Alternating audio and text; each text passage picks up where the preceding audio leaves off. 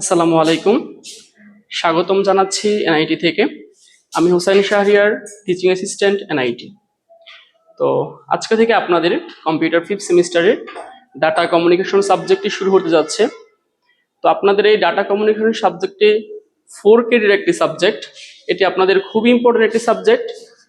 আর আপনাদের এই সাবজেক্টের উপরে মূলত রিটেনের পরীক্ষা হবে 90 মার্কের। তো আমরা প্রত্যেকটি চ্যাপ্টারের প্রথম থেকে একবারে শেষ পর্যন্ত যেগুলো মেইন এবং ইম্পর্টেন্স কিছু কোশ্চেন আছে, প্রত্যেকটি কোশ্চেনই আমরা সলভ করা ট্রাই করবো ইনশাআল্লাহ। তো আমরা আমাদের এই প্রথম ভিডিওতে ডাটা কমিউনিকেশনের বেসিক নিয়ে একটু আলোচনা করি, তারপর থেকে আমরা রচনামূলক শুরু করবো ইনশাআল্লাহ।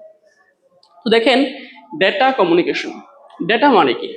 ডেটা মানে হচ্ছে কোনো একটি তথ্য। আর কমিউনিকেশন মানে কি? কমিউনিকেশন মানে হচ্ছে যোগাযোগ করা।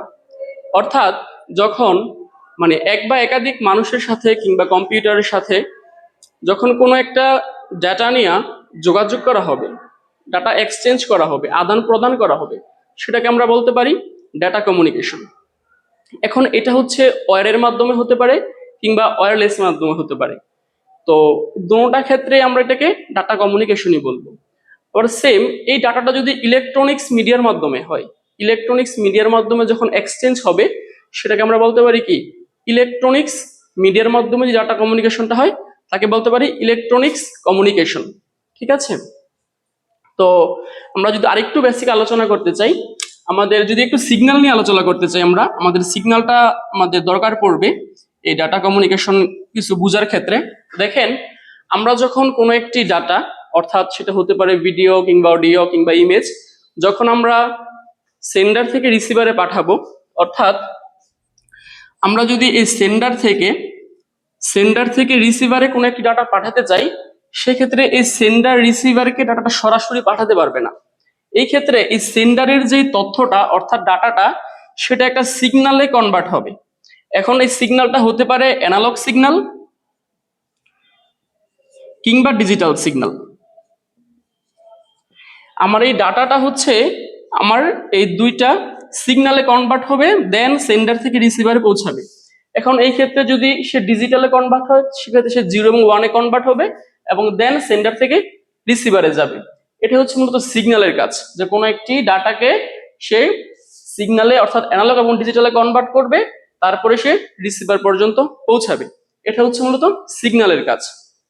আমরা যদি আরেকটু দেখতে চাই যে অ্যানালগ সিগন্যালটা আমরা একটু জেনে রাখি। অ্যানালগ সিগন্যালটা হচ্ছে মূলত আমাদের এরকম, এটা হচ্ছে নিরবিচ্ছিন্নভাবে তার মান পরিবর্তন হয়, নিরবিচ্ছিন্নভাবে।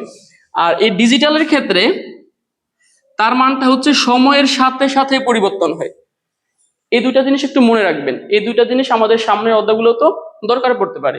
অ্যানালগ এবং ডিজিটাল, অ্যানালগের ক্ষেত্রে কোনো একটি ডাটার মান নিরবিচ্ছিন্নভাবে পরিবর্তন হয়, আর ডিজিটালের ক্ষেত্রে ডাটার মানটা সময়ের সাথে সাথে মানের পরিবর্তন হয়।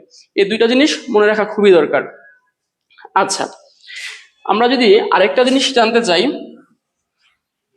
সেটা হচ্ছে আপনাদের এই ডেটা কমিউনিকেশনের ক্ষেত্রে একটা ডেটা ধরি যে কোনো একটি ডাটা হচ্ছে আমার এখানে সেন্ডার আর এখানে হচ্ছে রিসিভার।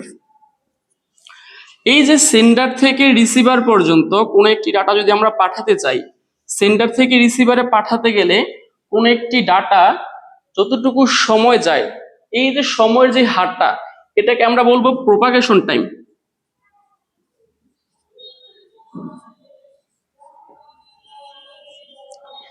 এটাকে আমরা বলবো প্রোপাগেশন টাইম। এই জিনিসটা একটু খেয়াল রাখবেন।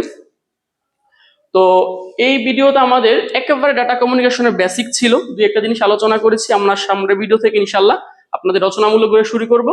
সে পর্যন্ত ভালো থাকবেন, সুস্থ থাকবেন। আসসালামু আলাইকুম।